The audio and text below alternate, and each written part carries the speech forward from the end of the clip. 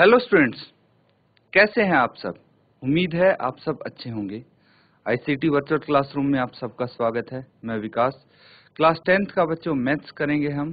Chapter आपका real numbers है, उसी चैप्टर को कंटिन्यू करने वाले हैं। चलिए चलते हैं स्मार्ट बोर्ड पे, कुछ क्वेश्चंस करेंगे।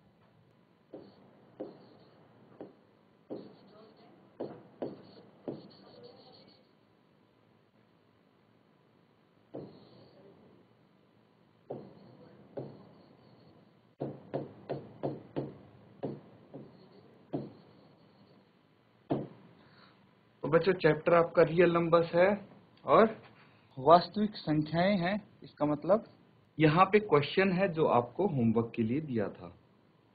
उम्मीद है आप बच्चों ने ये होमवर्क जरूर किया होगा। इस तरह के क्वेश्चन हम यहाँ पे कर चुके हैं और ये आपको घर पे करना था। जिस किसी बच्चे ने किया हो अपना होमवर्क तो आप बता दीजिए बच्चों। आप चैट के माध्यम से अपना आंसर भेज सकते हैं या फिर हैंड रेज करके भी अपना आंसर बता सकते हैं। जिस किसी ने नहीं किया है अभी बैठ के जल्दी से इसको सॉल्व करेंगे आप।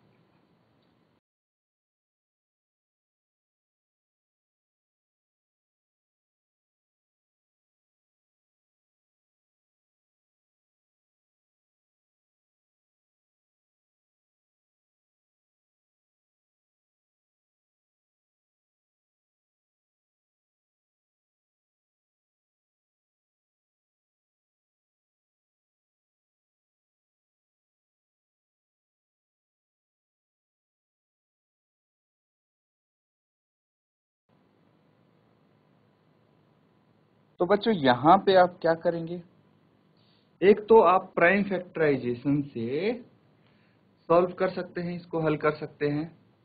गुणनखंड का तरीका जो होता है बेसिकली आप क्या करते हैं, नॉर्मली 56 है इसके गुणनखंड कर लेंगे, इसी तरह 96 और 404 के गुणनखंड कर देंगे और फिर एचसीएफ निकाल देते हैं।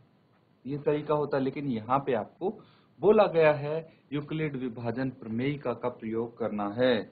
तो इस प्रमेयिका का प्रयोग करके आप कैसे निकालेंगे आंसर, अब ये सवाल है। ठीक है, तो यहाँ पे आपको क्या करना पड़ेगा, 2 नंबर लेने हैं, उनको डिवाइड करना है। ठीक है, तो देखिए सबसे पहले हम देखेंगे कि भाई 56 और 96 में से बड़ा कौन सा है। 96 बड़ा है, तो 96 को 56 से आप भाग कर देंगे, यही होगा। तो 56 एकम 56 होगा, यहाँ पे 0 और 9 माइनस 5 4 आ जाएगा। फिर उसके बाद 40 से 56 को भाग करेंगे, क्योंकि रिमाइंडर या शेषफल 40 आया है, इसीलिए इसको फिर से हम भाग करेंगे। स्टेप 2 आ जाता है ना। तो यहाँ पे आप क्या करेंगे, 40 से भाग करेंगे। तो हम स्टेप 1 पहले लिख लें बच्चों। ये किसके लिए है, 56 और 96 के लिए। 56 एंड 96 के लिए आप यहाँ पे क्या लिख सकते हैं, इनके लिए आप कर सकते हैं जो भाज्य होता है किसके बराबर होगा, भागफल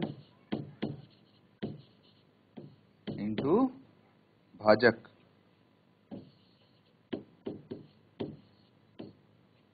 प्लस शेषफल।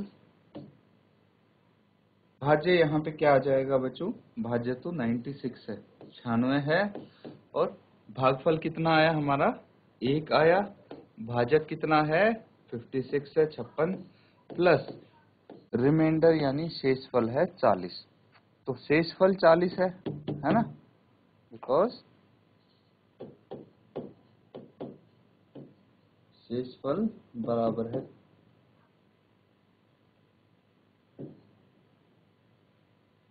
शेषफल है 40, जो कि 0 के बराबर नहीं है। तो आप नेक्स्ट स्टेप कर देंगे।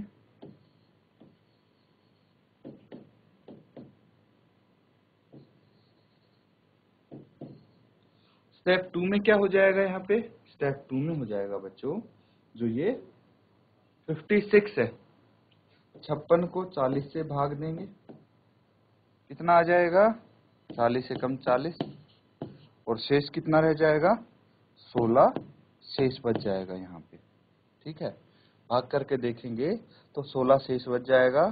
अब यहाँ पे भी आप बोल सकते हैं, क्योंकि जो शेषफल है वो 16 है, जो कि 0 के बराबर नहीं है, इसलिए हम स्टेप 3 करेंगे। यहाँ तक इसको नोट डाउन करो, फिर आगे इसको सॉल्व करते हैं।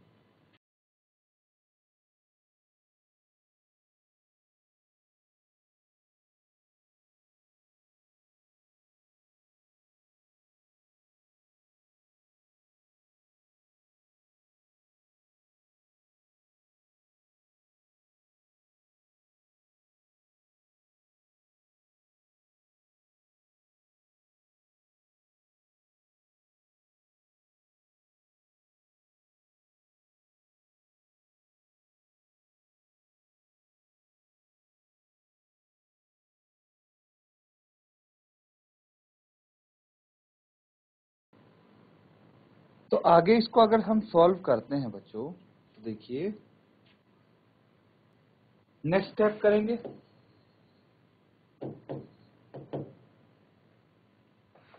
अब हमारे पास रिमाइंडर क्या बच गया था? 16 और 40 यहाँ पे आ जाएगा। 16 दूनी 32 होता है, 8 शेष बच गया। तो यहाँ भी आप क्या करेंगे? जो भाज्य होता है किसके बराबर है? भाज्य यहाँ पे है बच्चों 40। तो जो भाज्य होता है वो है भागफल इंटू भाजक प्लस शेषफल। यहाँ पे भी आप बोल सकते हैं, क्योंकि शेषफल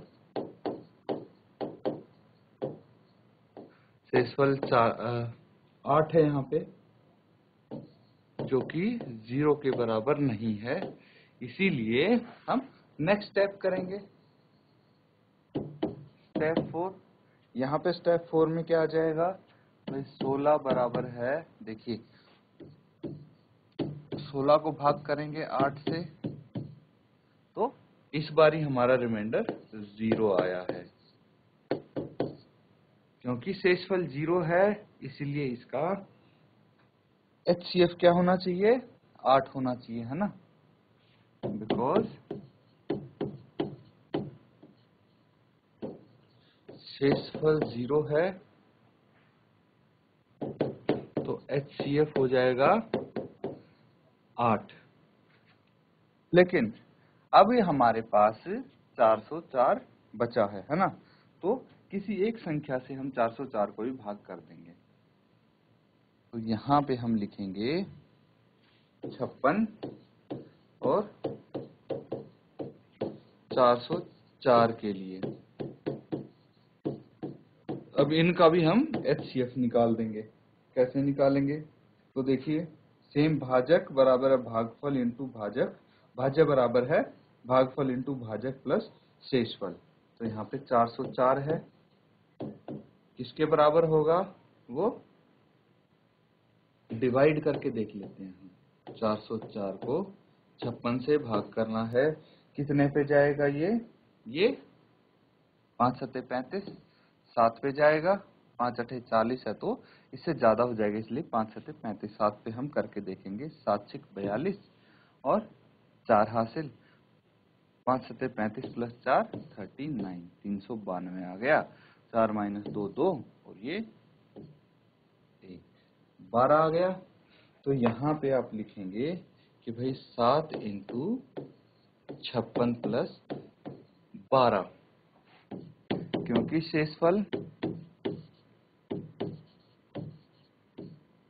12 0 के बराबर नहीं है, इसीलिए हम नेक्स्ट स्टेप कर सकते हैं। क्या आ जाएगा नेक्स्ट स्टेप में बच्चों? 56 बराबर है, देखिए 12 से अब हम 56 को भाग देंगे, 12 चौक 48 होता है, और ये कितना बच जाएगा? 8 बच जाएगा, है ना? ये 8 बच जाएगा। तो यहाँ पे आप लिखेंगे 56 बराबर है 4 इंटू 12 प्लस 8। यहाँ पे फिर से क्या आया? बिकॉज रिमाइंडर कितना है? 8 है जो 0 के बराबर नहीं है। शेषफल मतलब रिमाइंडर होता है बच्चों। उसके बाद आप क्या करेंगे, यहाँ पे फिर से नेक्स्ट स्टेप आ जाएगा। नेक्स्ट स्टेप क्या आएगा बच्चों, देखिए अब 8 से 12 को भाग करना है हम। तो 8 से 12 को भाग करिए, क्या आ जाएगा, 12 बराबर है 8 एकम 8 प्लस 4, यहाँ पे शेषफल आ गया। अब यहाँ पे भी रिमाइंडर आपका 0 नहीं आया है, रिमाइंडर 4 है जो कि 0 के बराबर नहीं है। तो इसके बाद एक स्टेप और हम करेंगे, यहाँ पे क्या आ जाएगा भाई, इसके बाद हम 8 एकम 8 है, 4 बच गया, तो 4 से 8 को भाग करेंगे, 8 आ गया, ये 2 इंटू 4 प्लस 0 है।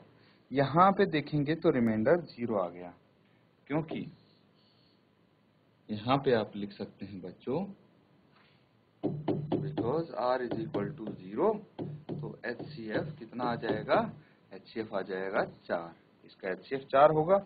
तो आप देख सकते हैं अब दोनों का HCF कितना आया है, 8 व 4 के लिए दोनों का HCF 8 या 4 आया है।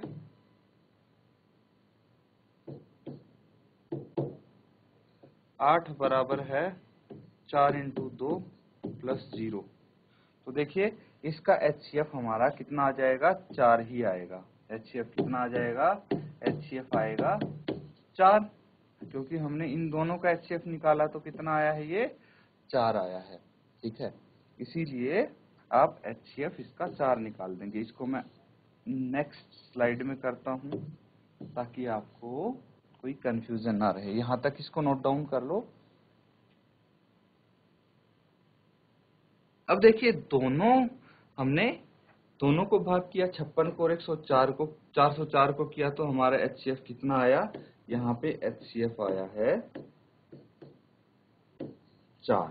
क्लियर है, ये HCF 4 आया है, क्योंकि यहाँ पे रिमाइंडर 0 आ गया, because R is equal to 0 है, इसीलिए HCF 4 आ गया है।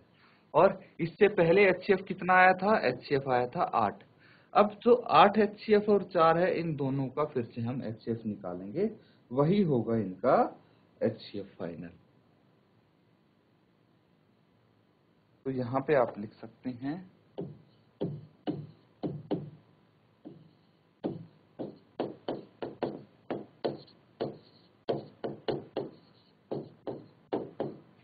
क्या क्या होता है बच्चों, इन दोनों को भाग करेंगे तो भाज्य बराबर है भागफल इंटू भाजक प्लस शेषफल। तो यहाँ पे HCF कितना आ गया, HCF आ गया 4। यही निकालना था बच्चों, नोट डाउन कर लो इसको।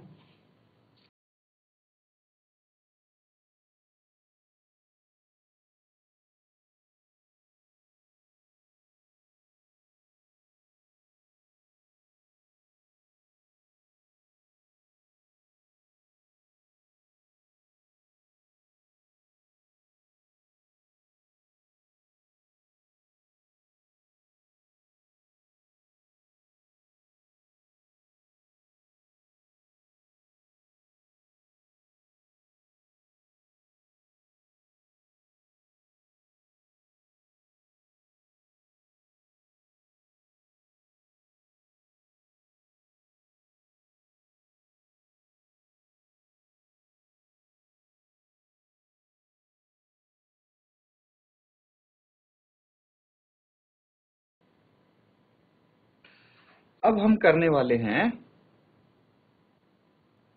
अंकगणित की आधारभूत प्रमेय। ठीक है, तो जो अगली एक्सरसाइज है उसके लिए हम बेसिक चीजें करेंगे। देखिए यहाँ पे जो कॉन्सेप्ट यूज होने वाला है वो मैं आपको बता दूं, प्राइम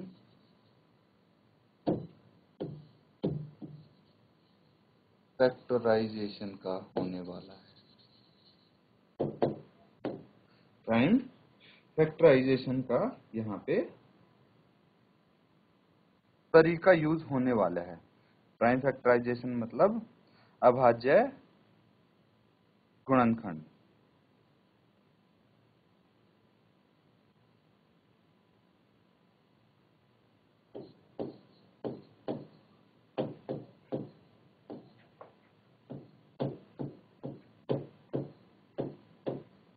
सबको निकालने आते होंगे ये अभाज्य गुणनखंड। कैसे निकालते हैं बच्चों, ये छोटी क्लासेस में आप सीख चुके हैं।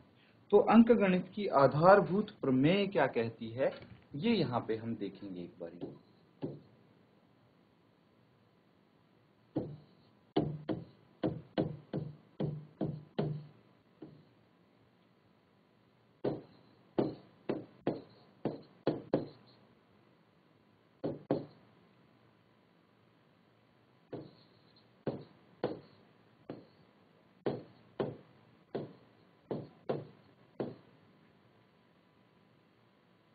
तो बेसिकली ये क्या है, बेसिक थ्योरम ऑफ अर्थमेटिक।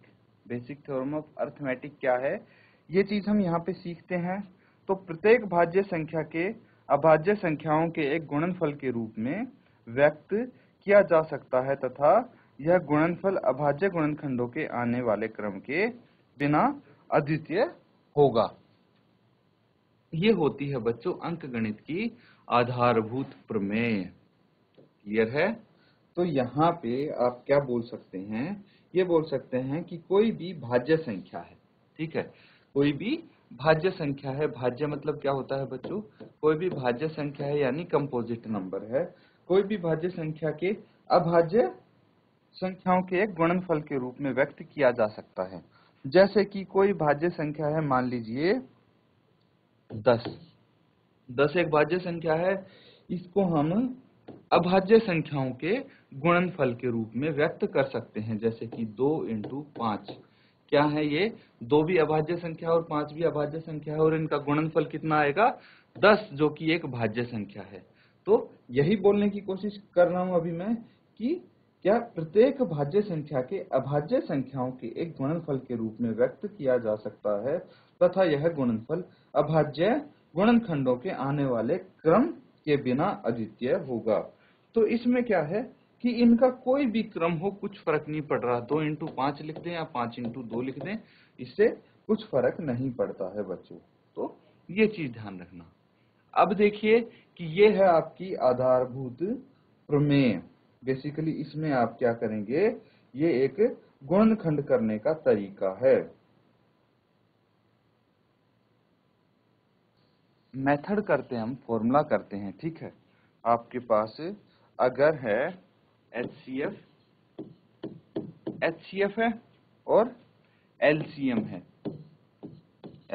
है, और आपके पास दो संख्याओं के गुणनखंड के बराबर होता है। ये एचसीएफ गुना एलसीएम किसके बराबर होता है, जो दो संख्याएं होती हैं, भाई दो संख्याएं दी होती है ना, तभी आपसे एचसीएफ या एलसीएम निकालने के लिए पूछा जाता है। तो उन दोनों संख्याओं के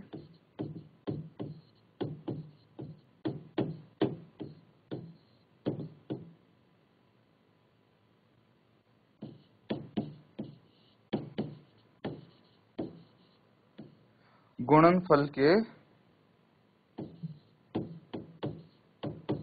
बराबर होता है, ठीक है। ये चीज आप ध्यान रखेंगे बच्चों।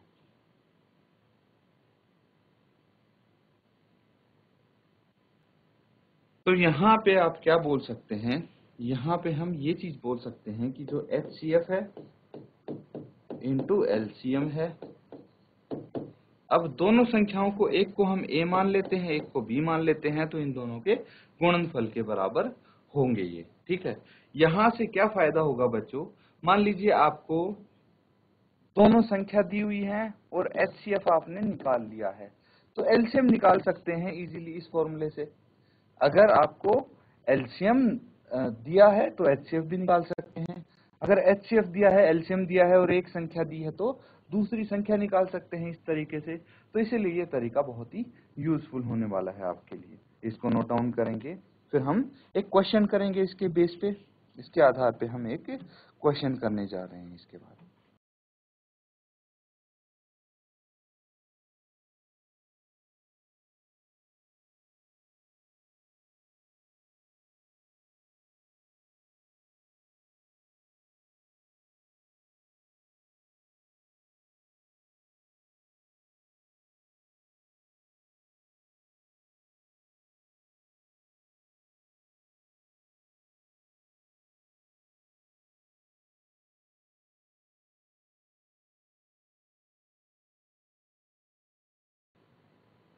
क्वेश्चन लिखेंगे पहले।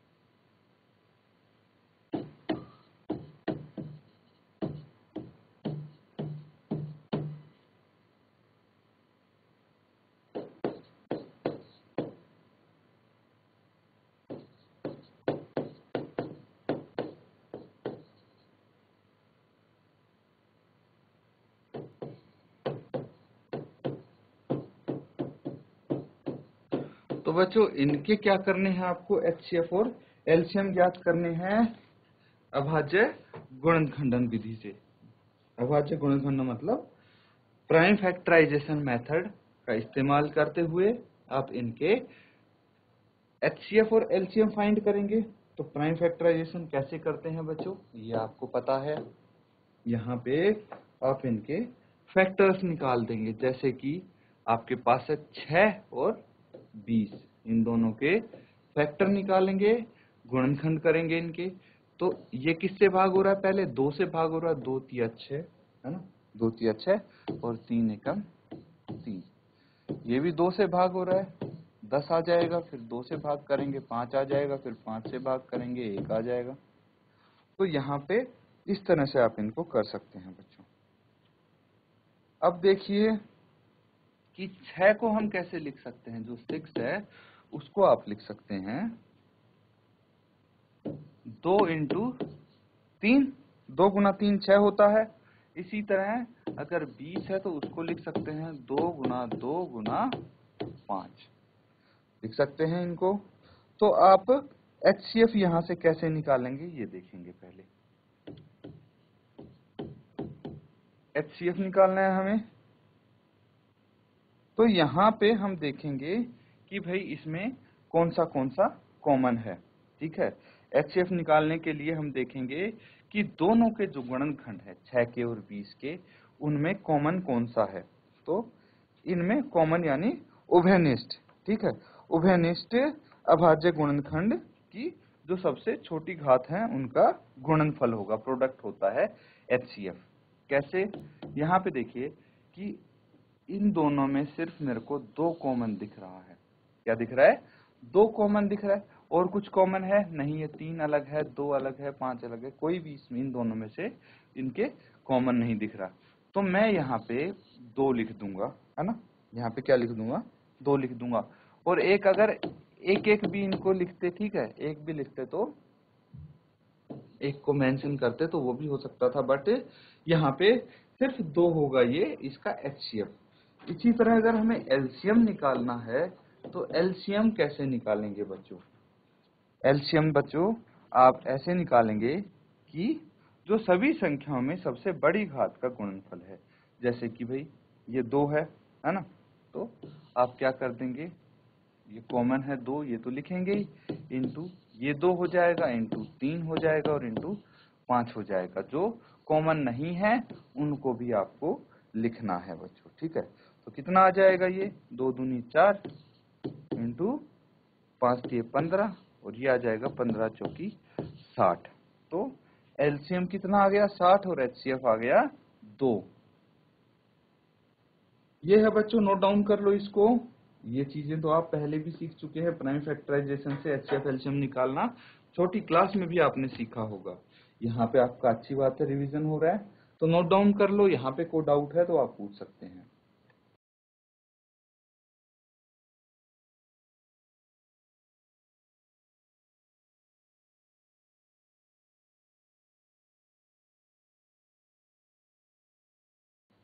तो बच्चों यहाँ पे हमने देखा कि आप कैसे प्राइम फैक्टराइजेशन से एचसीएफ और एलसीएम निकाल सकते हैं। प्राइम फैक्टराइजेशन से आप सॉल्व करेंगे, जो भी आपको क्वेश्चंस दिए गए हैं उनको हल करके आप आंसर निकाल सकते हैं बच्चों। तो इनको आप प्रैक्टिस करते रहें जो क्वेश्चंस यहाँ पे कवर हुए हैं, ताकि आपको अच्छे से सारे क्वेश्चन समझ में आ जाए और क्लास में आप साथ साथ क्वेश्चन कर पाओ। इसी के साथ आज का सेशन खत्म करते हैं। Thank you and have a nice day.